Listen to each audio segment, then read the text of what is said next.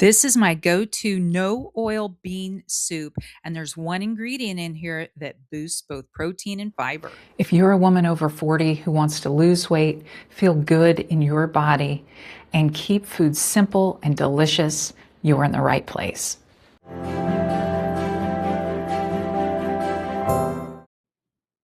Most healthy soups don't keep you full. This one does, and I'll explain why as I make it. But first, we're going to start with cooking the beans in the Instant Pot. Now, you could totally skip this part if you want to just use canned beans. But I like to go ahead and cook dried beans in my Instant Pot. I don't pre-soak them if unless I've thought about it, and sometimes I don't think about it. So I'm just going to cook these without soaking them. I like to add hot water to the Instant Pot just to get the cooking process going even faster. I'm a little impatient, so I boil my water and then I add it into the Instant Pot. Now, I've added 2 tablespoons of my Intentionally Eat vegetable bouillon powder, and I'll link that in the description below. I'm adding 8 ounces of dried white beans. I'm using northern beans. I have a smaller Instant Pot, so I'm just using 8 ounces. You could do a full bag if you have a larger Instant Pot. We are just going to cook this for 30 minutes. Now, I realized after I shot this that I didn't have my Instant Pot on high, but I promise I turned it on high. While those beans are cooking, we are going to chop our vegetables. So I'm just going to use an onion, celery, carrots. You could add whatever vegetables you like. Zucchini might be nice in this. Fresh garlic would be nice. I'm going to use some powdered garlic. You could add mushrooms if you wanted to, but I'm just going to go simple with the onion, celery, and carrots. And sorry for the filming. I realized later that my camera had shifted, so bear with me. I'm assuming you know how to chop vegetables. This is the exact kind of no oil plant based meal I teach women to rely on when weight loss starts stalling. It's an amazing soup that you can turn to. Now, I'm adding a little bit of parsley, and I'm going to let you know right now, I regret it. I keep trying to tell myself I like it, and I don't. But you might, so add it if you prefer. And a little moment with my cat who enjoys spinach. I promise I washed my hands. So the beans are done, and I'm just letting them release for a moment, and I'm preparing the ingredient that's going to boost the protein and fiber in this soup, and it's TVP, textured vegetable protein. If you haven't tried this, I highly recommend it. If you have any soy issues, then obviously you're going to want to skip this because it is soy. Now, I'm only adding about a quarter of a cup because, again, this is a small amount of soup for me. You could add a little bit more if you want. It almost disintegrates in the soup. It just adds a little boost of flavor only because I'm adding the flavor to the TVP. So I don't want to get this super moist, but I do want to rehydrate the TVP. I'm also going to add in a little bit of wood-fired garlic.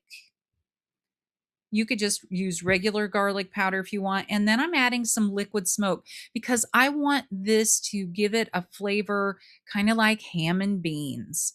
So we're going to go with a little bit of smoke and a little bit of wood-fired garlic. I'm going to add just a little bit more water to this because I want it to be hydrated but not super wet. And again, it's only going to add a little bit of texture and a little bit of flavor.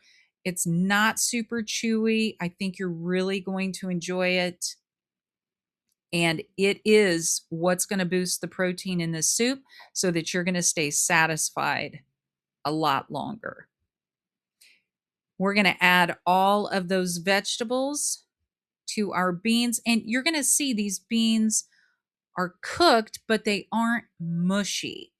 So they still have a good texture to them. When you use canned beans, they can be just a little bit mushy, I think. I'm good either way. But if you've got the extra 30 minutes to cook fresh dried beans, you might as well do it. It's a lot less expensive, and you're going to be chopping vegetables anyway. So you can see this one still has a good texture to it. And if you wanted to make this soup creamy, at the end, you could even use an immersion blender and blend those beans up just a little bit to make it creamy. Sometimes I even use leftover mashed potatoes to make my soups creamy. So there's just a couple of tips that you could use. We're just adding in all of the vegetables that we chopped, and we're going to add in the TVP and give it a good stir. So remember, if you are a woman over 40, you want to watch your macros. You want to watch how much protein you are getting in so that you preserve muscle, so that you are aging healthfully. And also, you're combating perimenopause and menopause. So you definitely want to watch how much protein you're taking in. I'm going to add a couple more tablespoons of my intentionally eat vegetable bouillon powder. And if you didn't notice, I'm leaving the water that I cooked the beans in. I'm just reusing it. There's nothing wrong with it. It's what I cooked the beans in. It's delicious. It was already flavored. So I'm going to use it. I'm going to add just a little bit more hot water so that I have enough broth in this soup. I don't know, middle of the road, not too much broth, not too much ingredients, just a nice mix. And we're going to cook that for 10 minutes on high. And then you are going to have the best high protein, high fiber bean soup. I'm going to top it with a little bit of spinach that I've washed so that I can add in just that burst of green and some more fiber. All right, before you go, if you're making this soup for dinner, I already have a simple, healthier cornbread recipe at intentionallyeat.com that goes perfectly with this soup. And remember, don't skip dessert. You can enjoy these high protein cookies. I'm going to link them here. And if this helped you tonight, hit subscribe for more easy, real life plant based meals that actually keep you full. And I'll see you in the next video.